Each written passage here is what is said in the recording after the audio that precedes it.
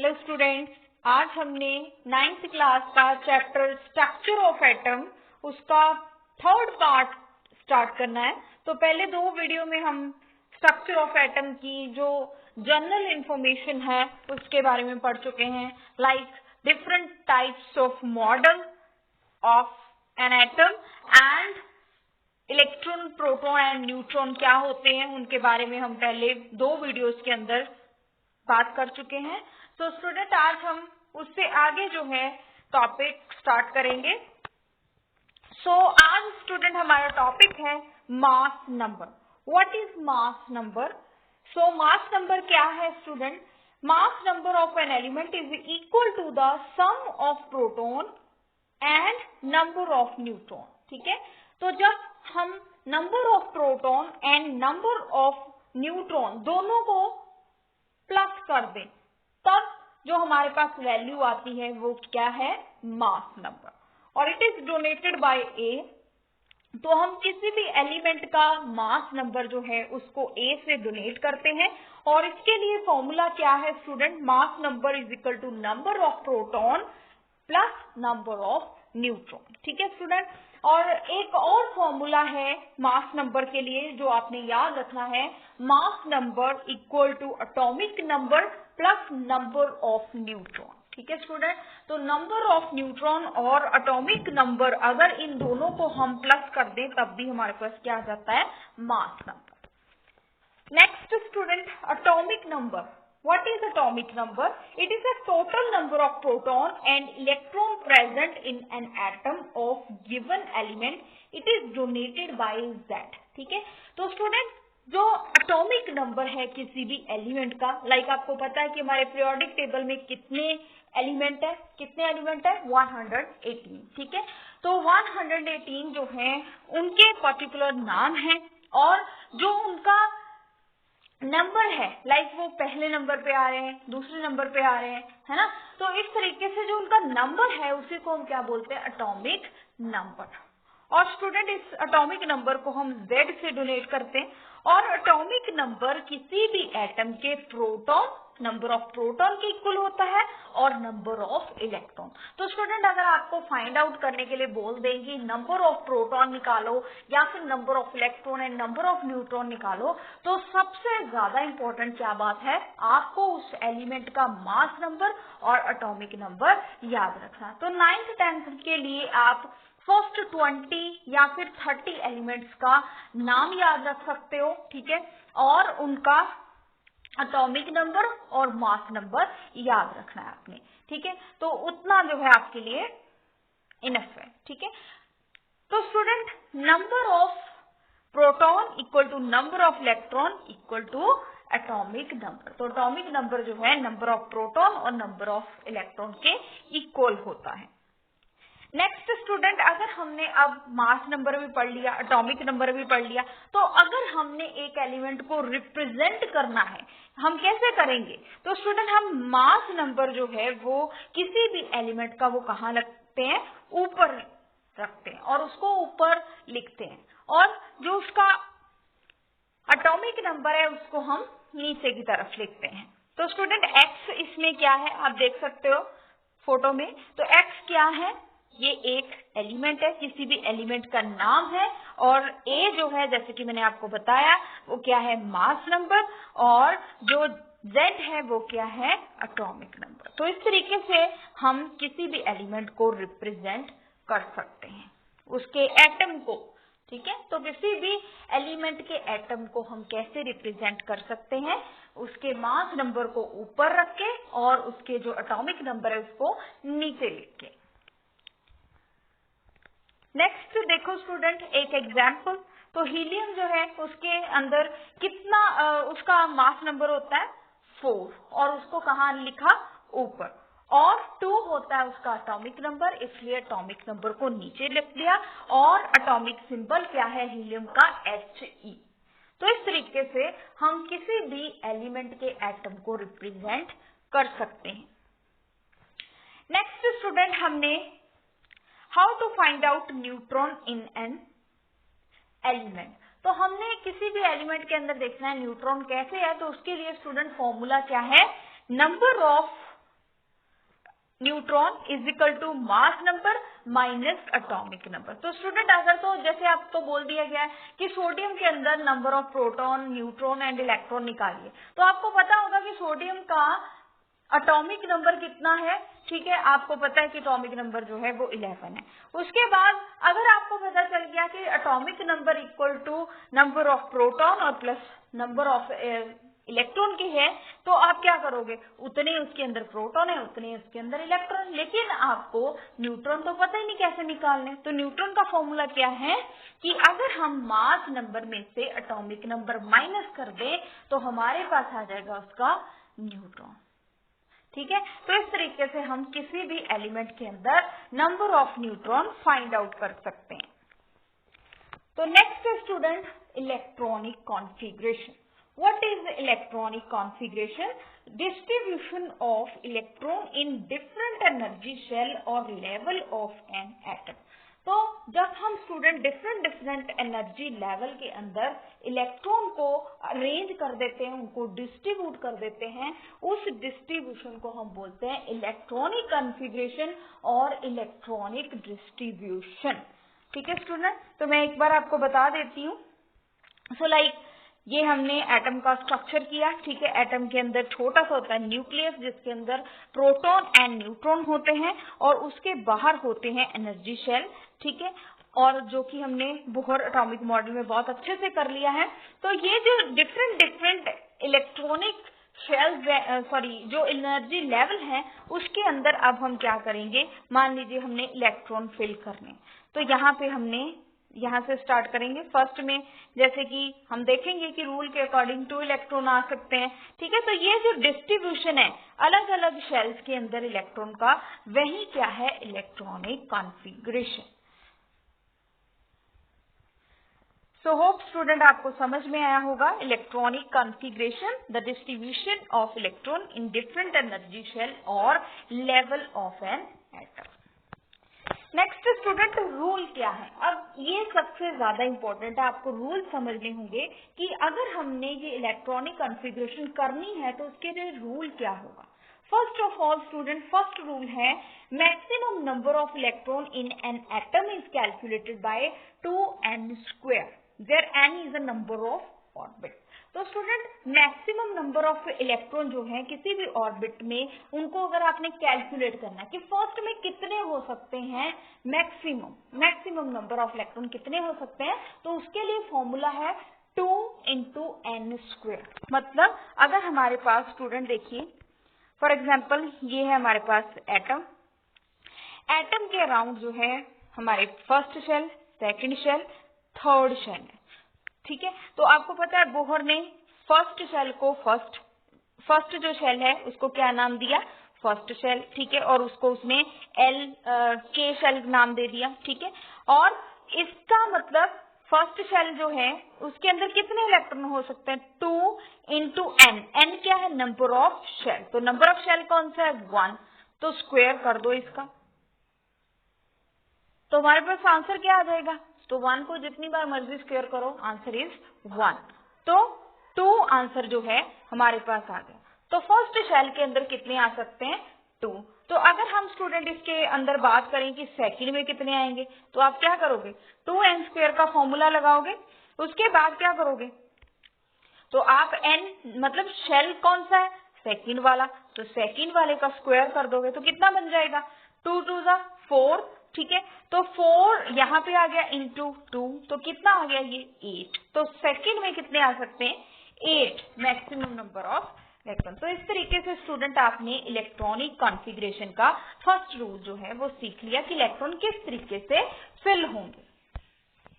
Next student, electron occupy the next orbit only after filling the inner orbit completely.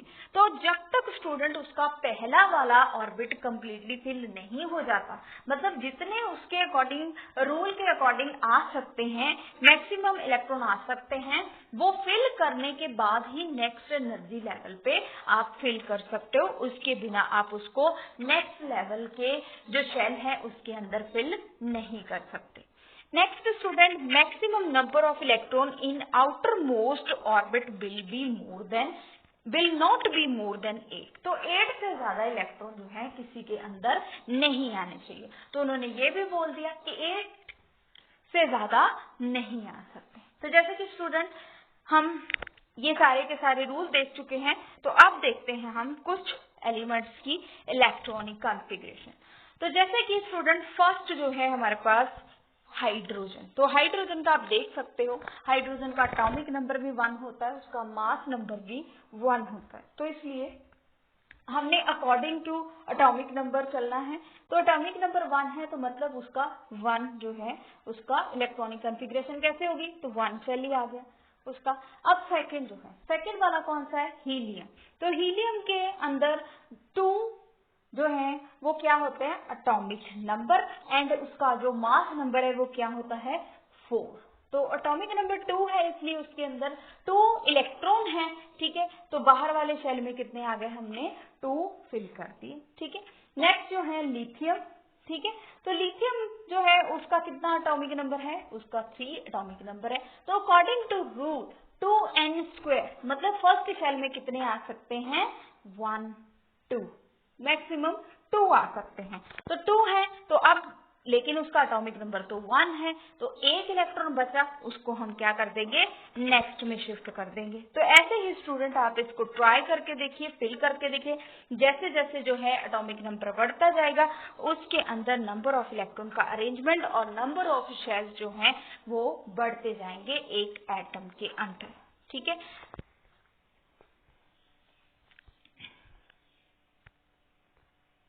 Next देखो student, ये आप देख सकते हो जैसे कि helium, lithium, beryllium, boron, carbon. तो कार्बन देख सकते हो आप, उसका नंबर ऑफ इलेक्ट्रॉन कितने हैं उसके अंदर, 6 हैं। तो 6 को कैसे फिल करोगे, फर्स्ट में रूल के अकॉर्डिंग 2 आ जाएगा, एंड सेकंड के अंदर कैसे आ जाएगा, 4 आ जाएगा, है ना। तो मैक्सिमम जो है पहले में 2 आएंगे, जितने बचे वो नेक्स्ट में चले जाएंगे। तो इस तरीके से फर्स्ट सेकंड शेल जो है इसका इस तरीके से फिल होगा। और जैसे जैसे आप जो है एटॉमिक नंबर बढ़ाते जाओगे, तो नंबर ऑफ शेल जो हैं उनके अंदर भी इलेक्ट्रॉन अपने आप फिल होते जाएंगे। ठीक है, सो ये है स्टूडेंट हमारा रूल। ठीक है, और ये आप देख सकते हो, तो अकॉर्डिंग टू रूल जो मैंने लास्ट बताया था, आप देख सकते हो कि मैक्सिमम 8 इलेक्ट्रॉन आने चाहिए। तो 8 इलेक्ट्रॉन आ भी गए, फिर भी देख लो 8 इलेक्ट्रॉन के बाद नेक्स्ट वाले में फिल हो गया, कि 8 से ज्यादा हमने 9 फिल नहीं करना। तो 8 इलेक्ट्रॉन पूरे हो गए, तो नेक्स्ट इलेक्ट्रॉन कहाँ जाएगा, नेक्स्ट एनर्जी शेल में।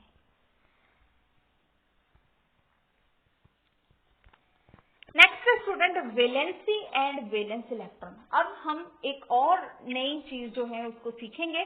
सबसे पहले हम देखेंगे कि वैलेंसी क्या होती है और वैलेंस इलेक्ट्रॉन क्या होते हैं।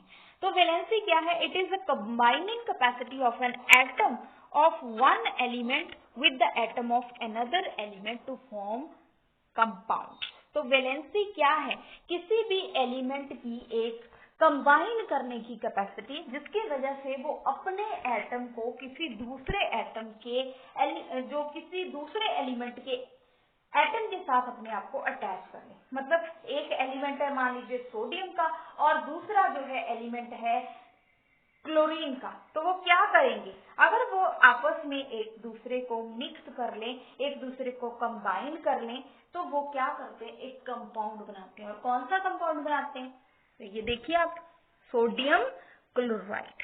तो ये देखिए, अगर सोडियम जो है वो क्या करे, सोडियम का एटम क्या करे, क्लोरीन के एटम के साथ मिक्स हो जाए। मिक्स कैसे होगा, आगे हम देखेंगे कि वो अपना इलेक्ट्रॉन जो है इसको दे भी सकता है या फिर इससे इलेक्ट्रॉन ले भी सकता है। तो कुछ ना कुछ इनके अंदर ऐसा हुआ होगा जिसकी वजह से क्या हुआ, ये दोनों मिक्स होके एक कंपाउंड बना रहे हैं, जिसको हम क्या बोल रहे हैं, NaCl।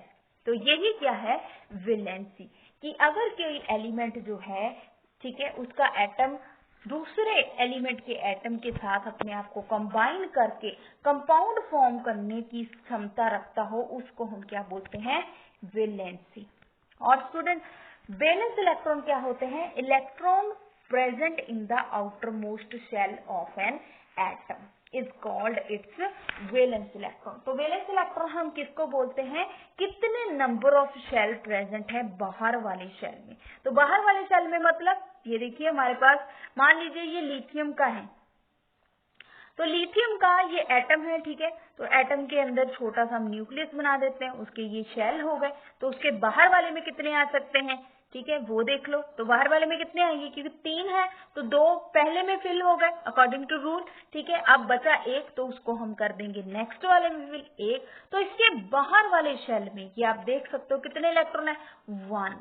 तो इसके वैलेंस इलेक्ट्रॉन कितने हुए, 1। सो होप स्टूडेंट आपको ये समझ आया होगा वैलेंसी एंड वैलेंस इलेक्ट्रॉन क्या होते हैं। सो स्टूडेंट आगे मैं आपको वैलेंसी जो है वो कैलकुलेट करना भी सिखाऊंगी। तो आप देख सकते हो ये भी किसी भी एलिमेंट का स्ट्रक्चर, ठीक है, उसके अंदर जो आउटर मोस्ट शेल के अंदर इलेक्ट्रॉन होते हैं उनको हम क्या बोलते हैं, वैलेंस इलेक्ट्रॉन।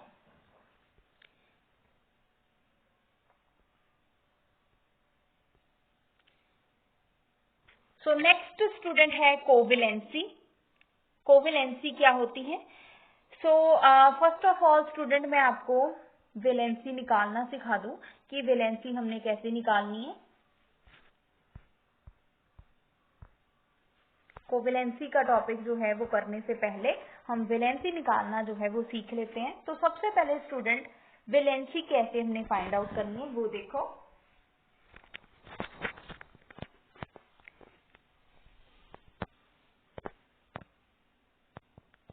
तो मान लीजिए स्टूडेंट हमने वैलेंसी निकालनी है हाइड्रोजन की। किसकी वैलेंसी निकालनी है हमने, हाइड्रोजन की। तो इसके लिए आपको क्या करना होगा, आपको इसका एटॉमिक नंबर पता होना चाहिए। तो एटॉमिक नंबर कितना है इसका, 1, ठीक है। तो मतलब इसके ये हो गए इसके शेल, ठीक है, ये इसके एटम का स्ट्रक्चर है। तो बाहर वाले में कितने आएंगे, 1, ठीक है। फिर नेक्स्ट तो कोई है ही नहीं है, ठीक है। तो इसके अंदर 1 इलेक्ट्रॉन है बाहर, ठीक है। तो अब इसकी वैलेंसी क्या हो सकती है, मतलब ये क्या करेगा, या तो फिर किसी से 1 ले लेगा अपना आउटर मोस्ट इलेक्ट्रॉन जो है, आउटर मोस्ट इलेक्ट्रॉनिक कॉन्फ़िगरेशन जो है उसको पूरा करने के लिए, आउटर मोस्ट शेल जो है उसके अंदर इलेक्ट्रॉन पूरे के पूरे कंप्लीट करने के लिए ये क्या करेगा, क्योंकि इसको अकॉर्डिंग टू रूल 2 करने होंगे अपने बाहर कंप्लीट। तो ये क्या करेगा, ये क्या करेगा, किसी से 1 इलेक्ट्रॉन दे सकता है या फिर अपना इलेक्ट्रॉन किसी को दे सकता है। तो इसकी स्टूडेंट वैलेंसी कितनी हो जाएगी, 1। और स्टूडेंट अकॉर्डिंग टू रूल जो है कोई भी एलिमेंट कितने इलेक्ट्रॉन दे सकता है, 3 इलेक्ट्रॉन दे सकता है। और वो 4th वाला होगा उसको वो क्या करेगा, शेयर कर लेगा किसी दूसरे के साथ, ठीक है। सो अब नेक्स्ट देखो, आगे आगे जैसे आप देखोगे, ठीक है, प्रैक्टिस करते जाओगे आपको और भी ज्यादा क्लियर होगा। तो स्टूडेंट देखो आगे, अब हम बात करते हैं हीलियम की। तो हीलियम जो है उसका एटॉमिक नंबर कितना है, 2। तो अब फिर से हम इसका स्ट्रक्चर ड्रॉ करेंगे।